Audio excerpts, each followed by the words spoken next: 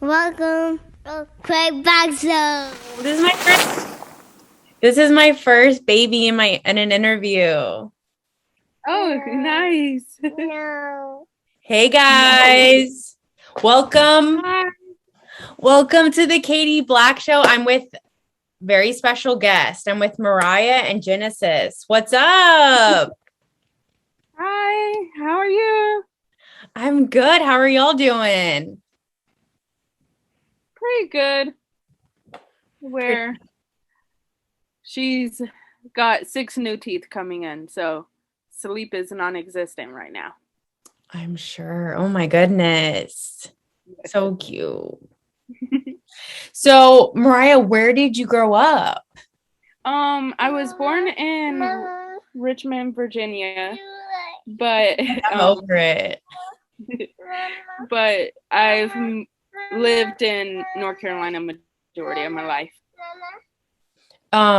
What part of North Carolina? Charlotte or? No, so I actually grew up in Burnsville, North Carolina. It's about 3 hours from here, yeah. And then I was actually in a group home near Boone for 5 years of my life. You were I'm sorry, repeat that. You were in a group home located where? In Boone. In Boone, okay. Boone, North Carolina. So you've kind of been all over the state. Obviously Charlotte included, what's your favorite part? Favorite part? I like Boone. I would move back to Boone. I moved down here because I was adopted. So, yeah. I don't know. I've always been in the mountains. So, the mountains have my heart. I understand. Yeah, I have a couple friends up in the mountains, and they're like, yeah, it's just it's a connection. It's a connection. For sure. When you say for listeners that might not know, what's like your definition or your experience like in a group home? Like, what is that? A group home is a place where CPS, Child Protective Services, put kids who are in, bad family situations. So, or it's not necessarily a bad family situation. It's just, if the parent needs to work on some things, then, and the home isn't safe for the kid or kids, then, right. Yeah, that's why. No, I understand. So, being adopted and like coming to Charlotte, like, what was that experience like? Was it exciting or was it not really? Or I was very angry. I was angry because you're waving to the camera again. Because previously, whenever I was going through the adoption process, some of the families that we had already been through didn't work out. So at that point, I had given up hope. So I didn't want to get my hopes up with this family. No, I understand. And so obviously, did you end up having a good experience with that family and in Charlotte in general? It's been a good situation because now they're my forever family. So eventually it turned out to be okay. But in the beginning, it was rough. No, I'm sure. Well, a lot of the people on my show are either from Charlotte or they've lived here. Like, what's your thoughts on Charlotte? Do you like Charlotte? Is it okay? Is it boring? What's up? It's too fast paced for me. Whenever I was in Richmond, I lived on a farm, so everything was kind of slow. You actually took your time with things. it wasn't like go 24/7, and here I feel like I have to go in order to keep up with everything. No, I understand. I understand. You know, I think we talked about this previously when I first met you. I love the name Genesis. So how did you, or just the meaning behind that name? So how did you decide to pick that for your child? Me and X, we came up with the name because it was a new beginning for both of us. But also, whenever I first found out I was pregnant, I had no idea what to do. And I mean, my faith is pretty important to me. Stop, kid, stop. And and whenever I don't know how much to share, but like, honestly, I am an open book. I always say whatever, if you are comfortable, I would love to hear it. If not, I understand. okay. No, I just never know how much to actually share with people. So I'm kind of like, No, I okay, what to do. So Genesis came because like I was confused. I was scared, and I battle with depression a lot. So November 2019, I actually admitted myself to the hospital, and that's when the name came. It was like, because I wanted to help myself be and deal with stuff so I can be a better mom. So Genesis is a new beginning, and this was gonna be a new beginning for me and my ex. So, but clearly here I am and he's not. So Yeah. Like I said, I commend you for all the stuff that you've been through. And I remember you told me that essentially like you are like a single mom, right? And so I think that that's, you know, really important to share. What's it like for people that don't know, or for people that are single moms and can connect to you? What has that journey been like? it's had its ups and downs for sure. Like, before, I felt like a single mom even when I was in a relationship, because I always felt like I was taking care of another. I don't know, it makes me appreciate, you know, the small things I see more often, because I'm like, wow. I was saying, what are you saying? Yeah, what do you have? Do you have anything to add? She probably does. But no, sorry. I basically, it froze when you were saying like the most important part. Oh, so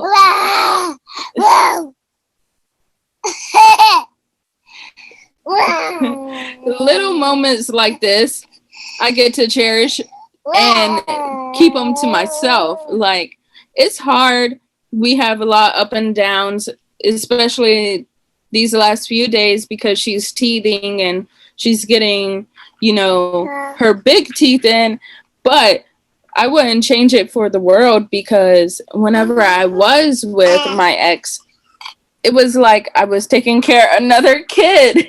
So like, it's actually, it's hard, but it's not hard at the same time, because we have everything we need, and she's growing, she's healthy, she's happy, she loves.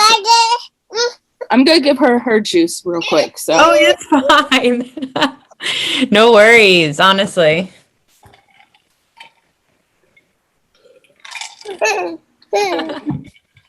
This kid loves juice.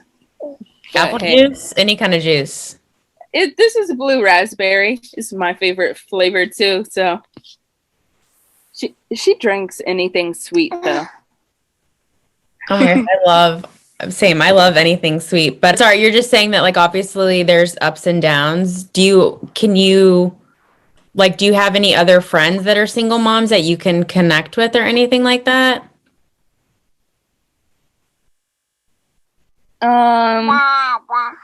That's not really, because I don't know. I don't know. I feel like a burden to most people, like, because I have to bring her everywhere with me, and I don't like feeling that way, so I pretty much just stay home all the time, and going out is rare. Mm-hmm. Like, it's occasional that I actually get to go out whenever I'm not working or going to school. So Right. That's right. I forgot that you are like working and going to school and a mom. yeah. Well, I mean, I understand what you're saying, but I don't think you should. I mean, I love kids, and I know I have a lot of friends that either have kids or love kids. So I feel like you shouldn't, I mean, not that my advice would mean anything, but I hope you shouldn't feel like a burden, I know. And, I have plenty of people who are like, oh, if you ever need me to watch her, then let me know. But like asking for help, like, I don't know about that. Right. So it's more so a me versus me thing than me versus anyone else. It's like, I always feel like I got myself in this situation, so I have to deal with this situation by myself, even though I have a lot of people who would help me if they can. So Right. Well, that's good that you, I guess, acknowledge that, right? yeah, it's just actually doing it part. No, I feel you. I feel you. Well, like I said, huge props to you for being a single mom. And then on top of that, working and going to school. That's a lot. Yeah, it is. No. Genesis, No. are you done? How old, like how many months is she? She's 14 months. Okay. So a little over a year. So I had her May 11th, 2020. It's funny because I went into labor on Mother's Day. you know what's, I mean, not that that's crazy, but I love May 11th because that's my grandma's birthday. So she's a Taurus. Oh, nice.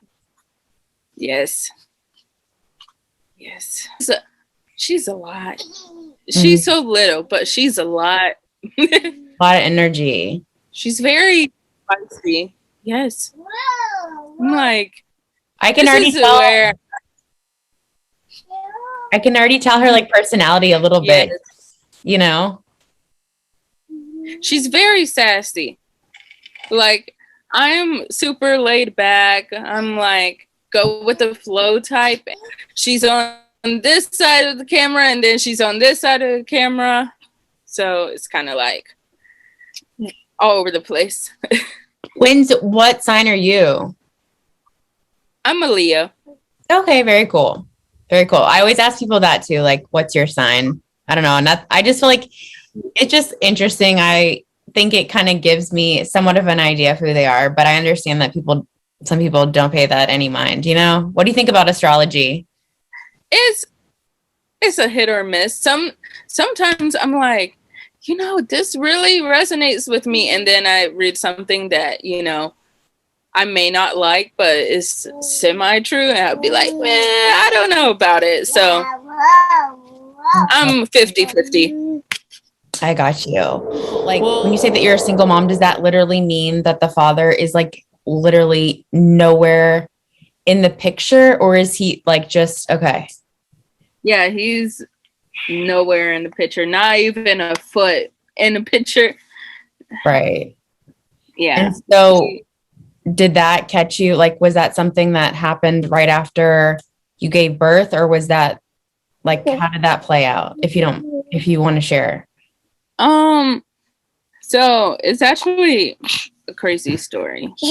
So 2019, I was dating someone, but we took a break, and like an old fling had came back into the picture, and I was like, sure, why not? You know, I thought I was done with the boyfriend who I was taking a break with, and come September, I find out I'm pregnant. So the one time fling, he was like, oh, I didn't do anything. And I was like, okay, I believe you. And I told the old boyfriend, and he was like, okay, but like after she's born, I didn't want to do a DNA test. I was like, okay, that's fine. Well, he did a DNA test after she was about 3 months. So whenever we found out he wasn't the dad, I talked to the one time fling, and he had lied to me. And he was like, well, I'm not ready to be a dad, so good luck to you. I was like, okay. And There's no. and when you say like he lied to you, like, do you meaning like meaning that like he implied that if he was the dad, he would step up, and obviously he didn't? He had lied to me saying that I don't know what your show is rated, but he didn't. Oh, he didn't. Okay. Yeah, finish. I was like, oh, okay, great. Gotcha. And clearly he did. So well, is the boyfriend that you had, is he like, obviously not the father, but is he in the picture? Does he help out, or are you not with him anymore either? we're not there anymore. It's complicated because we talk to each other every once in a while and we like each other, but Jess it was too much going on. So I understand. we took a break from that. Yeah, I mean, I guess someone listening would ask, like, if you're a single mom and you're working and you're going to school, how do you do all that? I don't know. You just do it? Fake it till you make it. Some days are better than others, but you just got to keep going because it's not about me anymore. You know, I don't want to be working, you know, a mediocre job, even though I love it there.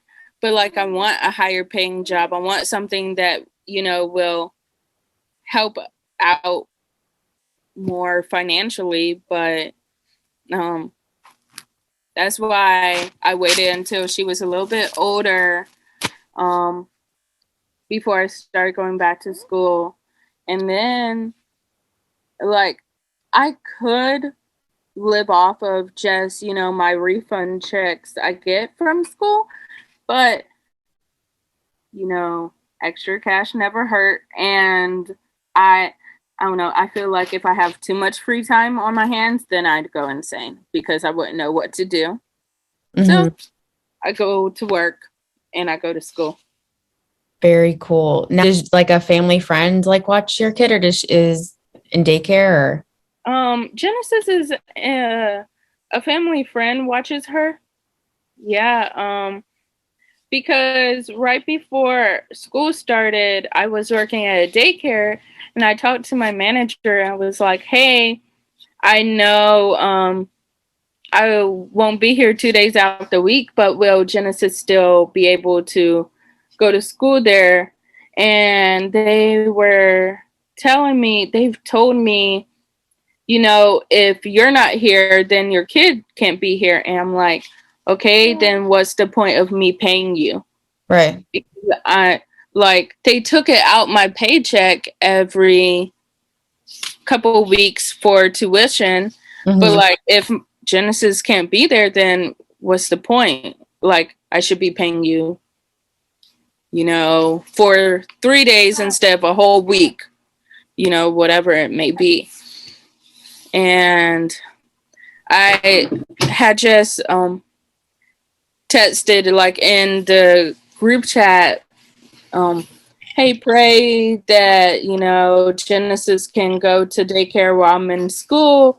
And my friend Chelsea, who actually watches her, she called me one time and she told me, hey, just to like let you know, we would be willing to watch her. Her mom watches her two sons whenever. No, I've been super grateful to have someone that she can go to Monday through Friday. No. I have to be at school by 8:00, so like I drop her off, just before 7:30, and then I'll go to school, and then after I'm done with school, I'll just come get her and come back home. So, Well, you said faith like plays a big part of your life. Is that something that like you've always had faith since like, you know, young, or is that something that you found later in life? it's been on and off. So whenever I got adopted, I was practically forced to go to church every Sunday, and being forced to go somewhere makes me not want to do it. Right. So I more so had my parents' faith at that time instead of my own. And it didn't take me until college, actually, you know, waking up those Sundays and I'm like, okay, no one's forcing me to go, so I'm not going. Instead, I partied almost every weekend. And then, you know, I kind of just felt empty. Like, I didn't know what it was. So I took a chance. I went to a church down the street, and ever since then, I've kind of been building my faith. It's been stronger. So it's been good. Very cool. How old were you when you got adopted? Mom. I was 15, almost 16. Yep. So 2013. What are you doing? Sorry, we're having technical difficulties here. Yeah, I don't know why. I'm sorry, where did you say? You said you were born where? I was born in Richmond, Virginia. It's interesting because I spoke with someone earlier today and they said West Virginia. And so I slipped up and said Virginia. And they're like, no, West Virginia. So that's why like I wanted to make sure. So I know there's a difference. But what do you think about like, you know, obviously being grown up in the South? Like, has that been, what do you think about the South, or like what you know of the South?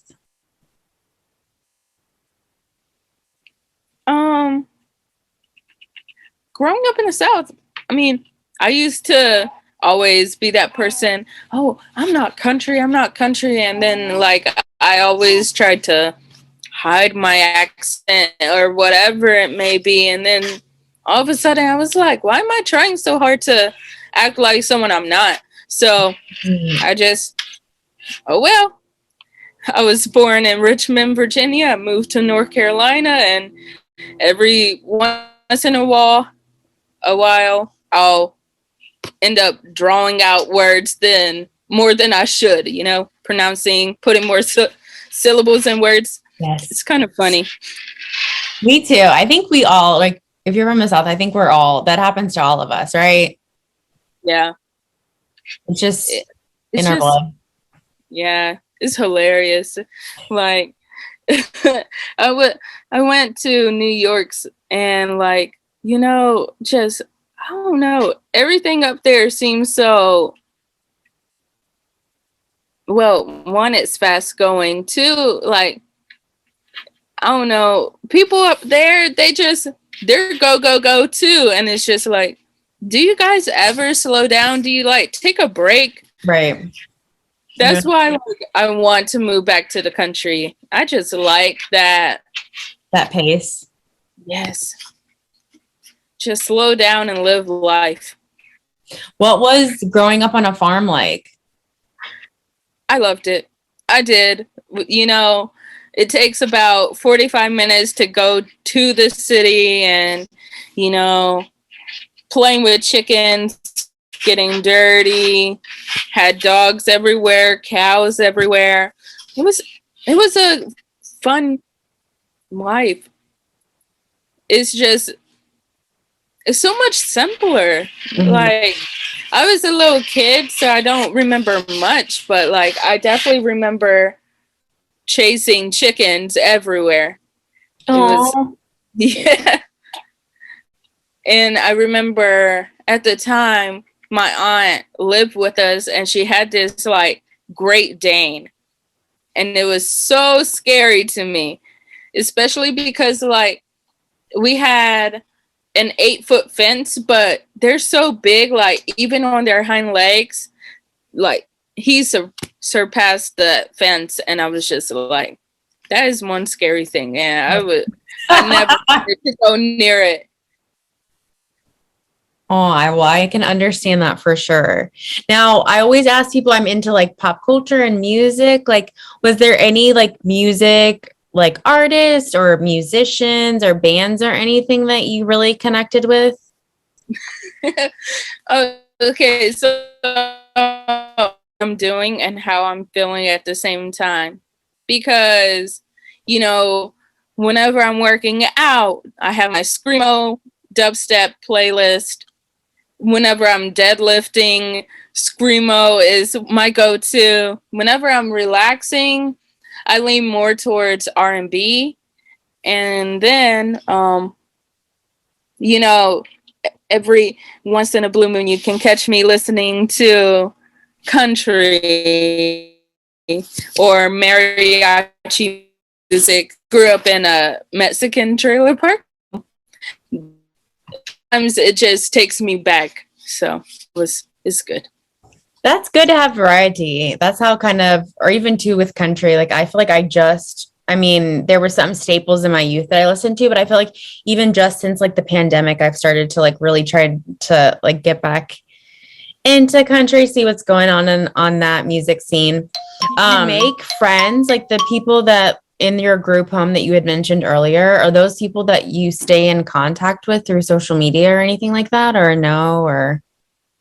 There's a few people who are my Facebook friends. We don't necessarily talk, but you know, if I see their post, I'll leave a comment or like it.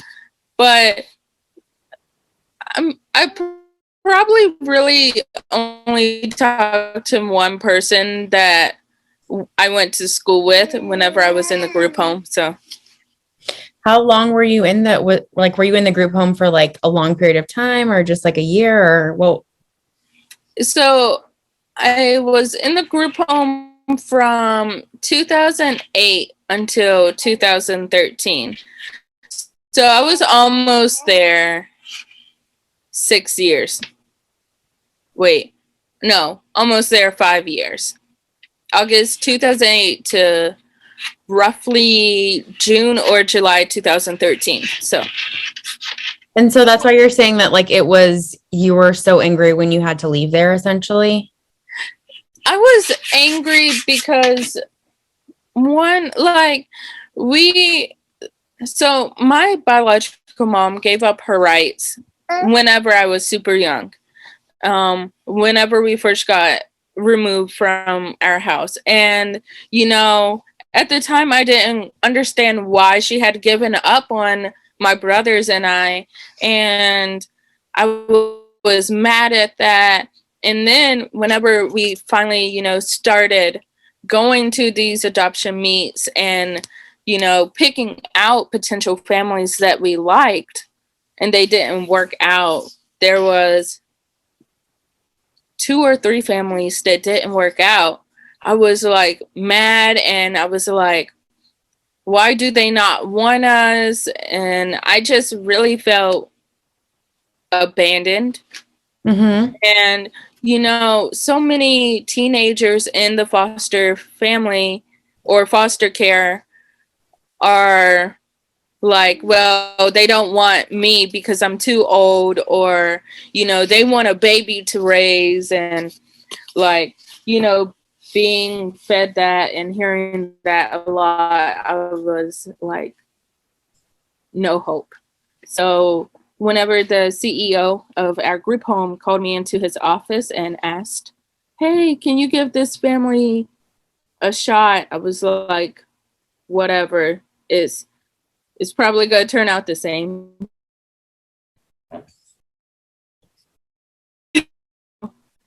Oh, it froze again. I think I was because, yeah, I can see you. Okay, sorry. It like I don't know if Can it you see? freezes. Yeah, well, no, for a second it was like a photo with the both of you. It was actually pretty cute, but I didn't know if it froze on my end as well. But sorry, so you're saying that, you know, basically they called you into the office and you're like, sure, you had lost hope. You were like, whatever, right? Yeah. And he was like, I know them because he actually is from Charlotte or moved from Charlotte. And whenever he told me, oh, I know the chance, I was like, we'll see how it goes. So, are you okay? Now, did your brothers go with you, or were you able to keep in touch with your brothers? Yeah, they adopted all three of us. Awesome. That's awesome. Yeah, my two younger brothers and myself. So it's been pretty good. That's awesome. What do you think? Do you see yourself? She's like, what's up? I don't know why she thinks this is so funny. Well, it's probably just, she's like, who is this chick? And I get to see myself. It's like a mirror, I guess, right? This here. Oh, she does have some teeth. Wow. You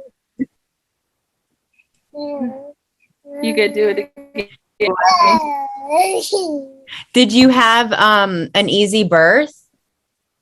Or was it intense or?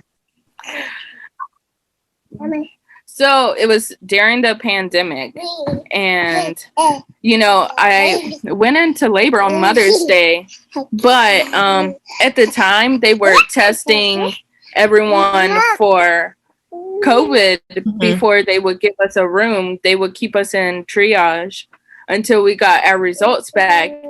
I got to the hospital probably 6:30, 7 p.m. on Mother's Day, and you know, the contractions didn't kick in yet. So I was like, oh, this is bearable. This is fine. But as I started waiting for my results, they started getting more intense. So I was without the epidural for probably a good 5 hours before they could move me to a room. And I was like, I can't go natural, because that's what I wanted to do. But the longer I went, I was just like, oh no. Then finally I got into a room.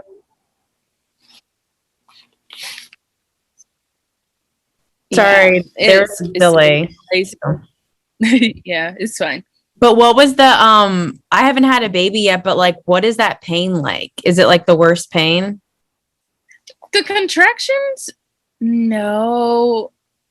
In the beginning, they weren't bad, but you know, the more you dilate, the more intense it gets. But once they administered the epidural, I couldn't feel anything from like the top of my stomach down, and it was the best thing ever. Yeah. But giving birth, she was out in less than 30 minutes. Girl, wow. Yeah. My doctor, my OB, whenever she saw me after my 6 weeks after I had given birth, she was like, "You didn't rip, did you?" I was like, "No." She was like, "You must have had good control over your pushing and your breathing because it was a fast delivery." And it was funny because the doctor came in, checked me, and she was like, "Oh, you'll probably be ready to push in about an hour." And I was like, "Okay, that's no problem." And then I was like, telling like the nurse staff and my boyfriend at the time, "I gotta push. Like, she's coming now." And You felt it. yeah, one of the nurses ran out, got the doctor, and was like, "Yeah, the baby's coming now, so you need to get into the room." And then here she was. Boom. Oh my goodness.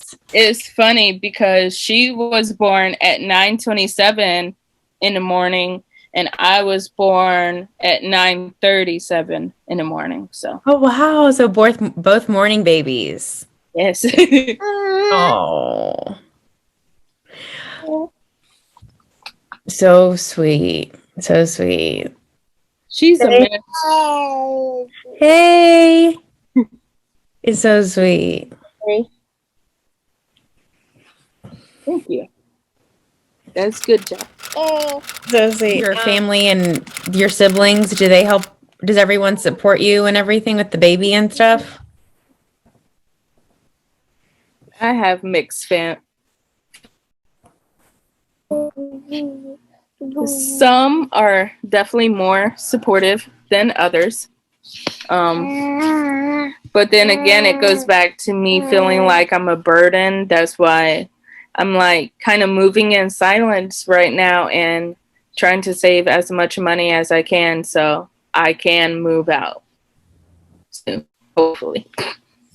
No, I feel you. Yep. So we're trying to see where that goes. Well, not like I said, not that my words will help, but I really hope that you stop feeling like you're a burden. I know. I hope so too. Eventually. You will. Over it, but you know, right now we share a room, and that's really hard at the same time too, because you know, sometimes I just want to lay her in her room or her bed and then come to my bed and relax a little. But, you know, sometimes I stay downstairs and I end up falling asleep downstairs because, like, I know if she hears me come into the room, then she'll want to sleep with me. And I'm like, I just need my space. Right. We make do with what we have. Well, it sounds like you're, given your circumstances and everything, it sounds like you're very positive, besides thinking that you're a burden, you know? But I'm sure that that's, you know, well, you know, I just feel like you're such a sweet person. And I don't think that, I mean, I totally, again, I'm an outside force looking in, but maybe just don't be so hard on yourself. But, you know, I can tell that about myself and some shit I've been through. You know, I think maybe, I don't know if just as women, we're all really hard on ourselves. Doesn't matter the circumstances. Yeah. I feel like it really doesn't matter what it is. You know, we want to make sure we look nice, and then we got to take care of ourselves and little ones if we have it, and make sure we're trying to make sure everyone else is okay. But then again, it's like, who's making sure we're okay? Right. And that's also where I struggle a lot too. That's where I struggle a lot too, because like I'm super fast and I'm always, you know, that strong friend to everyone else. It's kind of like I'm tired of being that strong friend. I want someone to, you know, sit down and actually listen to me vent for once. Right. that's where it gets difficult. It's like, okay, you know me as this strong person, but can you listen to me for a change, you know? So Right. Well, maybe make sure, maybe like have an inventory of who, like which friends are listen when it's your turn to like explain some stuff you're going through, you know? yeah.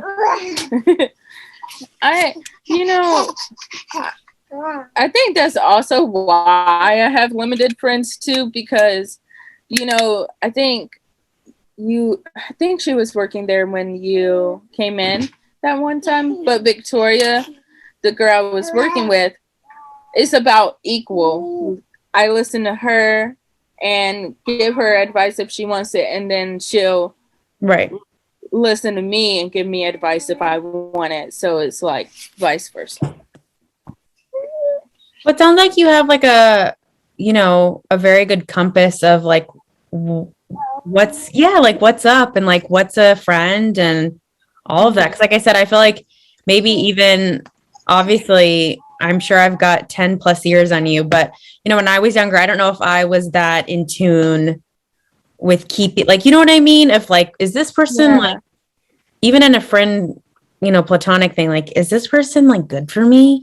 But, I just had, so I think that's awesome that you're very well aware of that kind of stuff.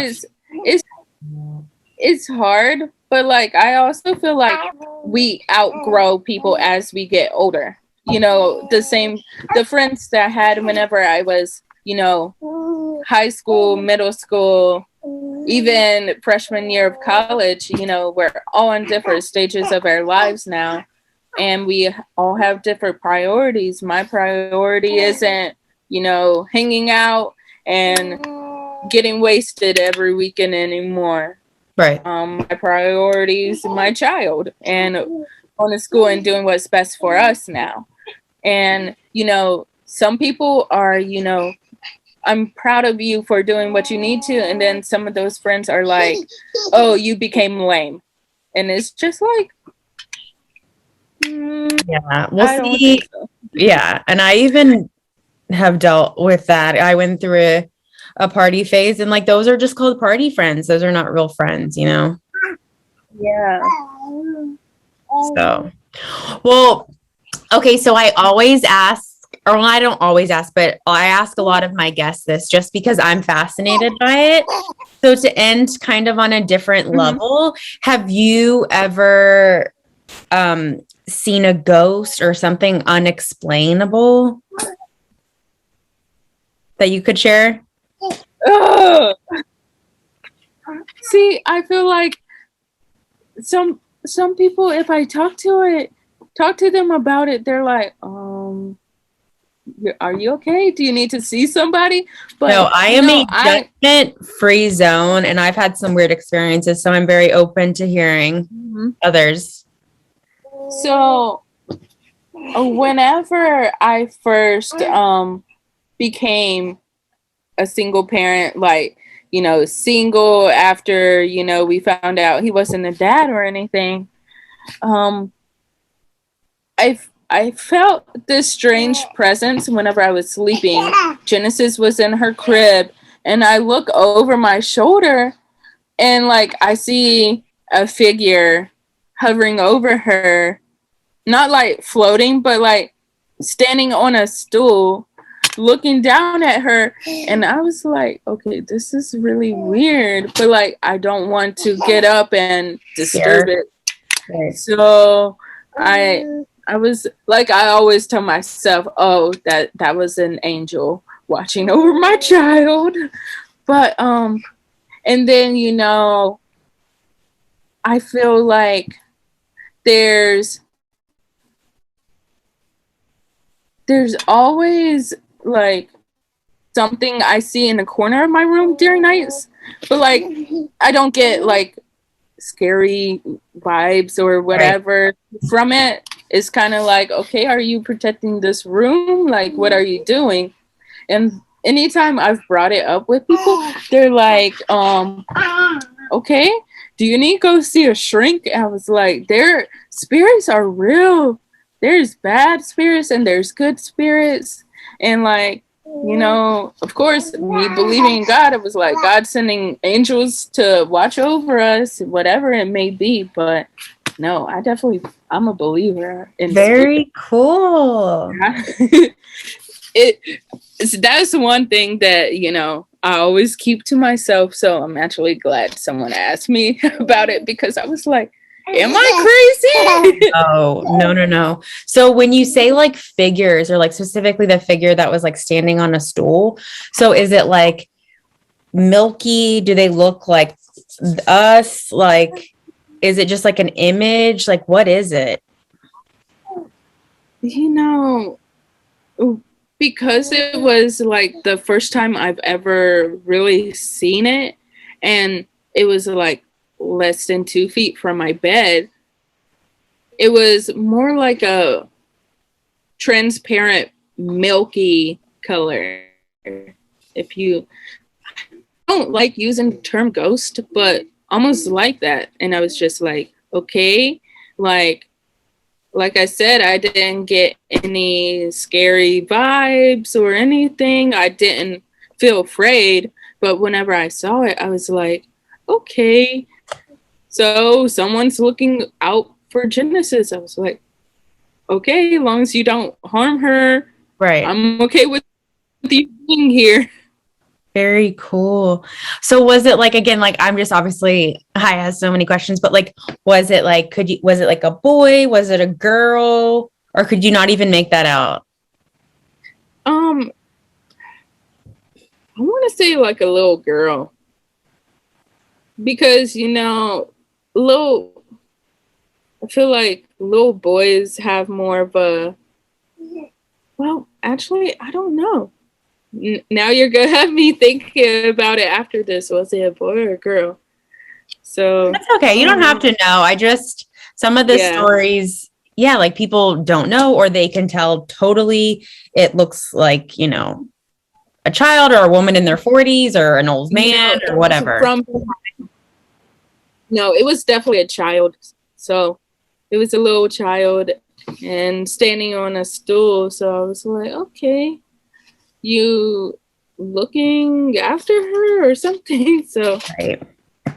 Very cool. And well, you know, sorry, go on. Oh, I was gonna say, you know, I watch a lot of conspiracy stuff, so I read about this house before I moved here. So I was like, okay, there's nothing creepy that happened to this house, so there's no, you know, spirit trying to get to the afterlife or anything. So I was okay. Well, interesting that you did that. Yeah, because there's all sorts of stories, whether, like an actual building or house holds a specific energy. But yeah, you can sometimes just have, you know, spirits that are just with you that have nothing to do with your location. Yeah. I feel like, in a way, because like I used to play with imaginary people, but you know, they were so real to me. I almost felt like it was a protector that I had forgotten about, because, you know, being such a young kid myself in foster care, you rely on stuff like that. You rely on, you know, okay, actual people may not know what I'm going through, but you know what I'm going through. And maybe, you know, that was my protector that's now protecting Genesis. Very cool. So like when you were a child, did you, would you see the same kind of entity of like a milky kind of stuff? Yeah, my friend. Cool. I didn't make her up. She was an actual real person. Her name was Odalis. We were in preschool together, and I remember her so clearly. But like I lost contact with her, and you know, I was like, she's my best friend. She's my best friend.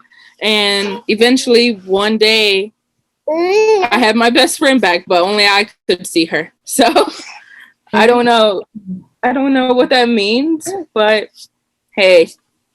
I love it. I think that's awesome. There are go on Facebook or Instagram and try to find her and look her up, but I don't have any luck. Yes. So no luck with finding. Mama. Yes. No. But sorry, you froze. You said that you can't find your preschool childhood friend on social media. Like I remember. Yeah. Like I remember the house that I used to live in, and she lived across the street, and we used to play together. Like I would go down this hill to her house and we'll play, but after we moved to a different trailer park, I lost contact with her, so I don't know what happened. Well, maybe she's listening. I don't know. Who knows, right? Yeah, I know. It'd be so cool to see her again. I ask people, do you want to give a shout out to your social media, or would you prefer to not do that? I do photography, so my Instagram is Paris studio photos with one S for Paris and studio. And I think it has an underscore, so. Well, that's it. That's it, Mariah. We're about to go eat. Did you have fun? Yes, I did. It was awesome. Like I've always wanted to, start my own podcast. So I wanted to, do like the title or something from girl to woman, because I feel like I have a bunch of insight, and I've always wanted to be able to interview or carry on conversations with people about when did you realize that you're a woman. And it doesn't have to be, about the actual physical changes, but like with your life experiences or whatever it may be. So very cool. Maybe one day I'll stop being scared and actually do it. Do it. I have faith. You can do it. You can do it. You could be my first guest. Yes. Okay. Absolutely. Yeah. Thank you for having me. Thank you so much. And I will be in touch. Okay. All right. Bye. Thank you. Bye. Bye, Genesis. She's playing with something. Thank you, Katie Black. You're amazing. Thank you, love. I love your energy. Yes, great energy. I love it. What up?